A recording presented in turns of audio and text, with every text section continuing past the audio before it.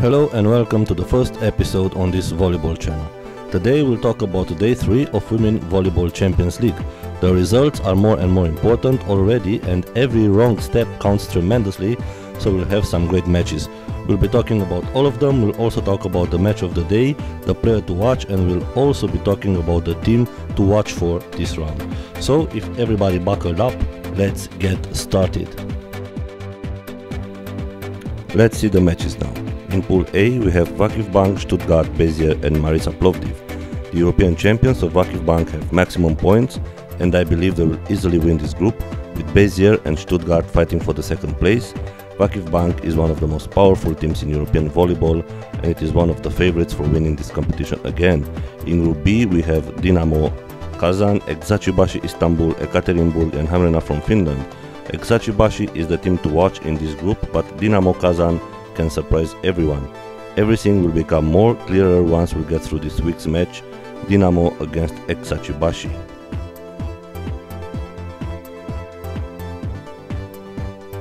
In Group C, Igor Gorgonzola Novara, with Francesca Piccinini still playing for them, is in pole position to qualify from this group. The other three teams do not seem to have the force to pose any real threat.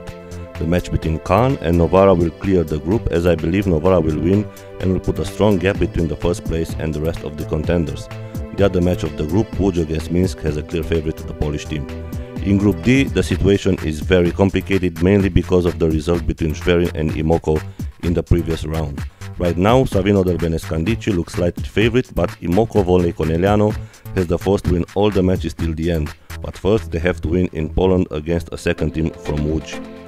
Group E is also very interesting, with Fenerbahce starting as strong favorites, but Dynamo Moscow and Bucharest are also capable of making surprises. This legs match between Fenerbahce and Bucharest will show us if the Romanians can really upset the Turkish favorites, led from the bench by Zoran Terzic, the manager of the newly world champions of Serbia. I chose as match of the day the encounter between Dinamo Kazan and Eczacıbaşı Istanbul. I chose it because for Kazan is the last chance to upset the odds, while for Eczacıbaşı is the moment to prove that they are the strong contenders to win not only the group but also the competition. And the player to watch comes from this match also, as we are talking about the world champion and the MVP of the last world championships, the Serbian opposite Tijana Bošković. Very powerful, very skillful and very determined, Tijana is no longer a promise but a certainty. She is one of the most valuable players in the world and one of the strongest aces Eczacıbaşı has in the race for winning the Champions League. Almost single-handedly, she drove Serbia in becoming world champions this summer. In Eczacıbaşı, she has also a good and strong company with the Americans Gibbenmeyer and Larson and the incredible Korean Kim Yong-kyun. So our focus of this week's Women's Champions League is on Tijana Bošković. Let's see if she delivers.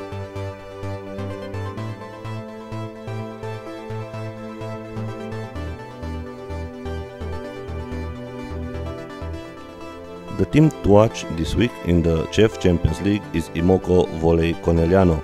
The Italian champions and bronze medalists past season in the Champions League face a tricky away match against the Polish team from Łódź. Following the surprising defeat in the previous leg against Schwerin, Imoko find themselves in the 4th place in this group and have to win all the matches in order to be sure they qualify for the next round. Since the match against Schwerin, Imoko is now on a winning streak, with some new addition to the squad. The injured Miu Nagaoka and Megan Easy are no longer with Imoko, and the American Karsta Love arrived as a solution for Samantha Fabrice on the opposite position.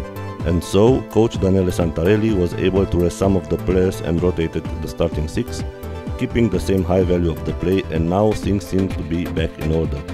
Imoko is a very strong team mentally, and I think they will get through this group well in the end. The away match against Scandici will be the decisive one, in my opinion.